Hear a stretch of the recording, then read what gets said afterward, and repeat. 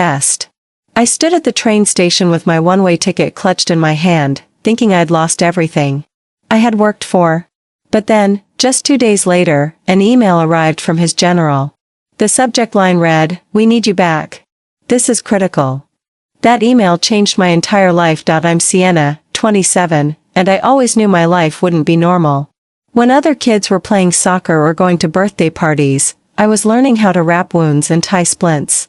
Landon, my cousin, was my teacher, my role model, and the closest thing I had to an older brother. After my dad died when I was 12, Landon stepped in. He taught me how to be strong, how to think fast under pressure, and how to never give up on people even when they've already given up on themselves. He was my hero, the person I believed in more than anyone. He joined the military as a combat medic when I was in high school. Every time he came home, I saw the respect he carried. And the lives he saved. I wanted that too. I wanted to prove I was good enough to stand beside him, not just as his little cousin but as his equal. My mom, Meredith, never supported this dream. She worried constantly. She told me over and over, "Sienna, you don't have to prove anything to anyone. You can help people here. You don't have to risk your life out there." But I felt called to something bigger than myself. When I finally got my acceptance to join the elite military medical unit, I thought Landon would be proud. We had a call the night before I left for training. He sounded different, colder, almost distant. He told me, "Don't screw this up. We can't afford mistakes out there. You're not a kid anymore." I laughed, hoping he would too, but he didn't. I promised him, "I'll make you proud. I'll be the best you've ever seen." Underneath the excitement, I felt a pit of fear in my stomach. I worried he saw something in me I didn't see yet. I wanted to believe he still believed in me, that he still saw me as strong and capable. The day I left home, my mom stood in the driveway crying, clutching my childhood stuffed bear like it could somehow keep me safe. I hugged her hard, whispered, "I'll come back stronger. I promise." Standing on that train platform with my bag, replaying all the moments Landon and I shared, I felt unstoppable. I thought I was finally stepping into my destiny. But I had no idea that one text would shatter me before I even got my chance to prove myself. I had barely finished my first week of advanced field training when it all fell apart. Everything was harder than I ever imagined. We were pushed to exhaustion, carrying heavy gear through endless drills in the heat, learning to set fractures in the rain, running on no sleep, forced to make decisions that could mean life or death. I kept telling myself I was strong enough. Landon's words echoed in my mind every second, "Don't screw this up." On the 4th day, we ran a live emergency scenario. One of the recruits, a young woman named Kayla, slipped during a simulation and twisted her ankle badly. I was closest to her. My hands shook as I tried to stabilize her foot, but in my panic, I wrapped the bandage too tight. She screamed in pain and almost passed out. The instructor rushed over, took over immediately, and shot me a look that sliced straight through my heart. Later, he told me in front of the whole team that I had compromised her circulation and put her at risk of permanent nerve damage. I felt like the floor had disappeared beneath me. That evening, I sat on the metal cot in the barracks staring at my hands. I replayed Kayla's scream over and over. I knew Landon would hear about it. He was stationed nearby, and everyone respected him. Part of me thought he might come check on me, tell me it was okay, that mistakes happen. But instead, I got his text, "You're a failure. Don't show your face here again." It felt like someone drove a knife into my chest and twisted it. I read it again and again, my fingers trembling. My mind went completely blank. All I had ever wanted was his respect. I had built my entire identity on the dream of standing next to him in the field, saving lives together. And in that one sentence, he demolished everything I believed about myself. I didn't reply. I didn't call my mom. I just sat there, alone in the sterile barracks, trying not to make a sound as my shoulders shook. When I finally stood up, it felt like moving through water. I walked to the small locker, pulled out my travel bag, and started packing everything mechanically, my folded shirts, my field manual, the notebook where I wrote medical protocols over and over. I went to the station the next morning and bought the earliest train ticket home. I stood on the platform gripping that ticket like it was my last lifeline, my hands raw from clenching it so hard. I didn't feel like a soldier or a medic. I didn't even feel like Sienna anymore. The train pulled in and I almost stepped on, but I froze. My mind replayed Landon's text in a cruel loop. "You're a failure." Those words tore at something deep inside me. I thought about my mom's worried face, her voice begging me to come home. I thought about 12-year-old me, begging Landon to show me how to tie a tourniquet. I thought about the countless hours I spent studying anatomy diagrams under my blanket with a flashlight, dreaming of the day I could save someone's life. For the first time, I wondered if my mom had been right all along. Maybe I wasn't built for this. Maybe I should just come home, find a safe job, stop chasing some impossible dream that was never meant for me. I looked down at the ticket again, my heart pounding so hard I could hear it in my ears. A few strangers walked past me, laughing about weekend plans and coffees, their lives so simple compared to the chaos boiling in my head. I almost envied them. They didn't have to carry the crushing weight of trying to live up to someone else's expectations, of feeling like every breath they took was under a microscope. As I stood there, the sun started to rise behind me, painting the sky a soft orange. It should have been beautiful, but I felt numb. I thought I would feel relief when I finally decided to quit, but all I felt was emptiness. My entire future had turned into a blank page I didn't know how to fill. Finally, the train doors closed without me. I didn't move. I just stood on that cold platform, staring at the empty tracks, wondering who I was if I wasn't Landon's shadow, if I wasn't the medic I promised to become. I walked away slowly, my steps heavy and uncertain. When I reached a bench, I sat down and buried my face in my hands. I wanted to disappear, to become invisible so I wouldn't have to feel the disappointment, the shame, the loss. But deep inside, a small, stubborn voice kept whispering that I wasn't done yet. I didn't know then that the universe was about to call me back in a way I never expected. But in that moment, I was just a girl alone at a train station, feeling like the world had decided she didn't matter anymore. I spent that whole night on a bench near the station, unable to go home, unable to step onto that train, frozen somewhere between who I was and who I thought I was supposed to be. The city around me moved on, people hurrying past with coffee cups and gym bags, taxi lights blinking in the dark, but I felt like I had fallen out of the world. My phone sat next to me, dark and silent, except for the echo of that text I could not unsee. When the first morning bus pulled up, I stood, still half in a daze, and drifted toward a small diner across the street. I ordered black coffee I didn't really want and stared at the swirl of cream on the surface like it held the answer to my entire life. Every sip tasted bitter, but I kept drinking it, maybe as punishment, maybe as proof that I could still feel something. That's when my phone buzzed with a new email notification. My stomach twisted. For a second, I thought it might be an apology from Landon, a sign he regretted those words and wanted me back. But when I saw the subject line, my entire body tensed. Critical request, your immediate return needed. It was from General Harper himself, the commander Landon respected more than anyone alive. I opened it with trembling fingers. Sienna, we need you back at base immediately. A viral outbreak has been reported in a nearby village. Your trauma care skills and your recent paramedic training are critical for this response.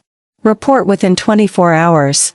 You are the only candidate available with cross-training in both trauma and infectious response. We need you.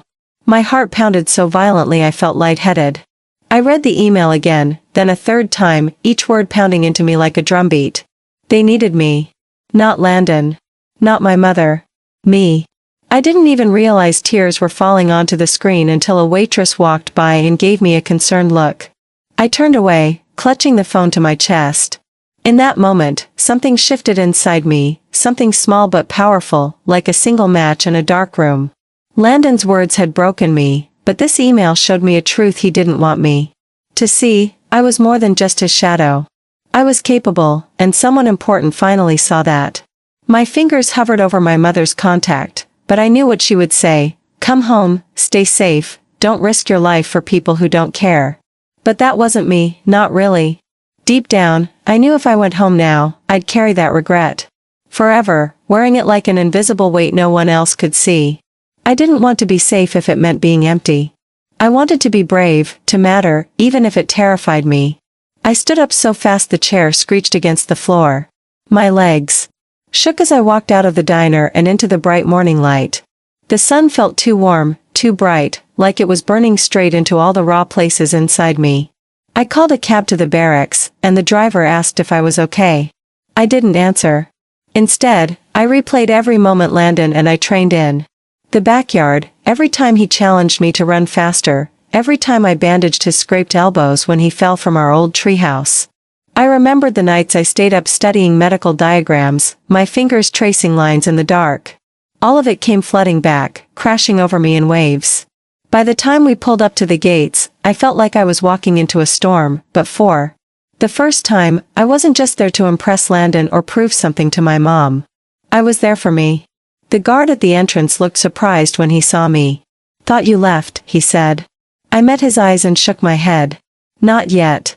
Inside, I found my locker, opened it, and ran my fingers over the patches and manuals I had almost thrown away. I packed my trauma kit with steady hands, my breath coming in quick, hot bursts. My phone buzzed again. This time it was my mom. "Please come home. I'm scared for you." I stared at the message, tears blurring my vision, but I didn't call her back. I zipped my bag, stood tall, and looked at my reflection in the cracked mirror above my cot. I saw fear, yes, but I also saw someone fighting to exist on her own terms, someone who might fail again but was willing to show up anyway. I whispered to my reflection, "This is my choice. Not yours, not his, mine." Outside, I saw a small convoy of trucks preparing to head out to the village. I took a deep breath, stepped forward, and climbed in. The engine roared to life, and as we pulled away from the base, I felt something inside me click into place. I wasn't running anymore. I was moving forward, terrified but alive, broken but unbowed. I didn't know if I'd make it back, or what waited for me at the other end of that dusty road, but for the first time in my life, I knew exactly why I was going, because someone needed me, and because I finally believed I could be enough. When we arrived at the village, the smell of smoke and antiseptic hit me so hard it almost knocked me back. Tents lined the dusty road, each one marked with red crosses hastily sprayed onto canvas, and everywhere I looked, people were running, shouting, crying. I had imagined this moment so many times, me stepping into a crisis and becoming the hero I always wanted to be, but nothing about this felt heroic. It felt raw, chaotic, alive in a way that made my heart hammer against my ribs. I jumped off the truck before it even came to a full stop, my boots hitting the ground with a sharp thud that echoed in my bones. A young boy staggered toward me, coughing so violently his whole body shook. Without thinking, I dropped to my knees, checked his pulse, and shouted for fluids and a blanket. My voice came out strong, slicing through the noise like a blade. As I worked, sweat poured down my back, mixing with the fine layer of dust that clung to everything.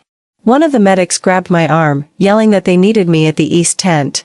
When I turned, my heart stopped. Landon was standing just beyond the entrance, his uniform streaked with blood, his face drawn and pale, his right hand wrapped in a soaked bandage that looked way too dark. I wanted to look away, to pretend I didn't see him, but I couldn't. He looked at me with eyes I didn't recognize, eyes that weren't judging or angry, but scared.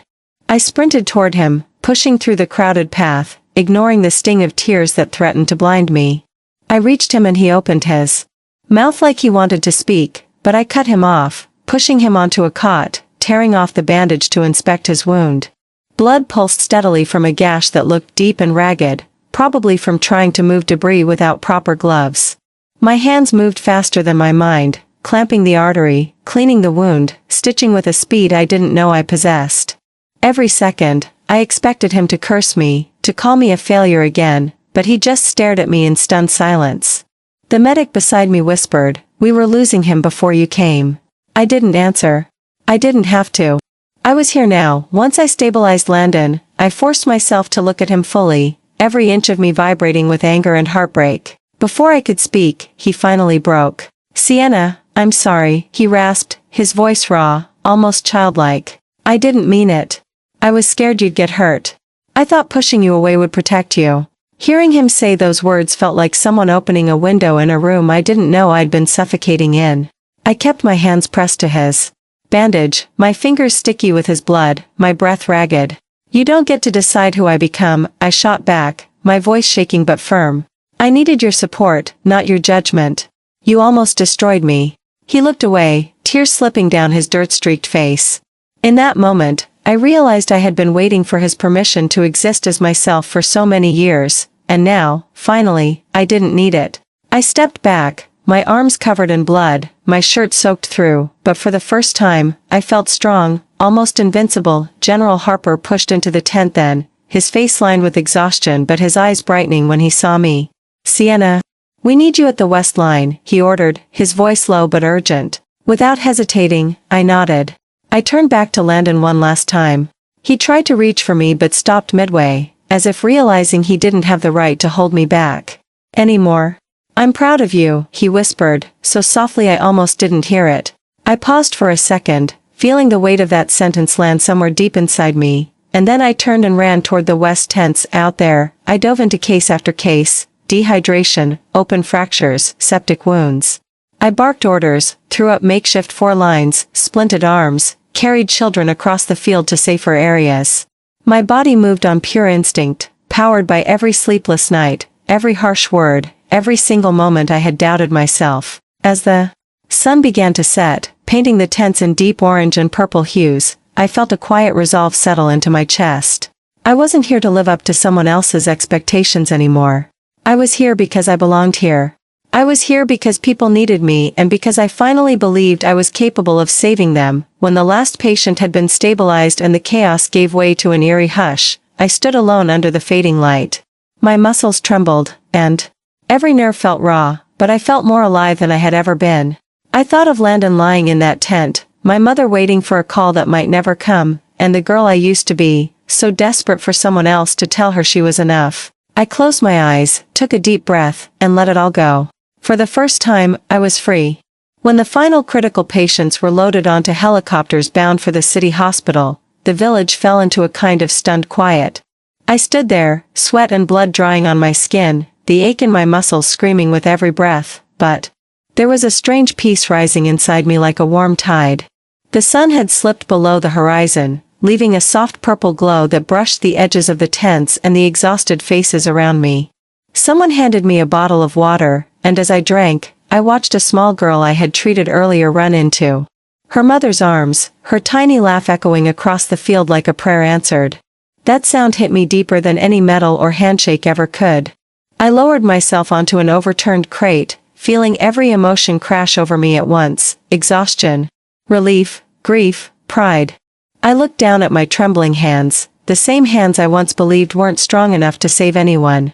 Now, they were proof of everything I had survived, everything I had chosen to fight for. Landon appeared then, his arm in a fresh sling, his face pale but clearer than I'd seen it in years. He limped over and sat beside me without asking, his breath shaky. For a long moment, we didn't say a word. We just listened to the distant hum of engines, the quiet murmurs of the remaining medics, the sound of our own fragile breathing. Finally, he turned to me, his eyes shining under the fading sky. "I should have believed in you from the start," he said, his voice rough, cracking under the weight of everything unsaid. I felt a deep sadness rise, but I didn't let it swallow me this time. I turned toward him, met his gaze without flinching. "You didn't have to," I answered quietly. "I needed to believe in myself." He dropped his head, his good hand rubbing at the dirt on his pants. "I thought I was protecting you," he whispered. "But all I did was make you doubt yourself. You deserved better." His words drifted between us, raw and unfinished, but I realized I didn't need an apology to move forward. I had already chosen my own worth when I stepped into that truck. I stood up then, my legs shaky but steady enough to carry me forward. I offered him my hand, and he took it, gripping it like he was afraid I might disappear. "We can't change what's behind us," I told him, squeezing his hand tight. "But we can decide what comes next." He nodded, his eyes wet, and for the first time, I saw the boy who used to chase me around the yard with a toy stethoscope, the boy who promised he'd always protect me. But now, I knew I didn't need that promise anymore. I had found my own armor. Later that night, I sat by a small fire we had built outside the main aid tent. The flames danced in the cool night breeze, and I felt each flicker echo in my chest. Around me, the team shared silent nods, exhausted smiles, quiet gestures that said more than words ever could. I felt like I had finally been stitched into something real, not because I proved myself to them, but because I finally understood who I was without their approval. I thought of my mom then, her trembling hands, the tears in her eyes when she begged me to come home. I pulled out my phone and typed a message. I'm okay. I did it, Mom. I finally did it. I hit send before I could second guess it. As I watched the message disappear into the night, I felt a lightness spread through me, a kind of quiet victory I had never known. It wasn't the grand, cinematic triumph I used to imagine as a child. It was messier, quieter, but so much more honest. I wasn't just a medic anymore, or someone's scared little cousin trying to live up to impossible expectations. I was Sienna, flawed, stubborn, strong in ways I never believed I could be. I leaned back and looked up at the stars, so sharp and clear they almost hurt to look at. I thought of all the ways I had tried to run from myself, from the girl who felt small and invisible, from the woman terrified of failing the people she loved most. I realized I would probably always carry those fears in some shape or form. But I also knew now that courage wasn't the absence of fear. It was the choice to show up, even with shaking hands and a heart that threatened to break. By the time the first hints of dawn touched the sky, I felt a deep, resonant calm settle in my bones. The kind that only comes when you've faced every ugly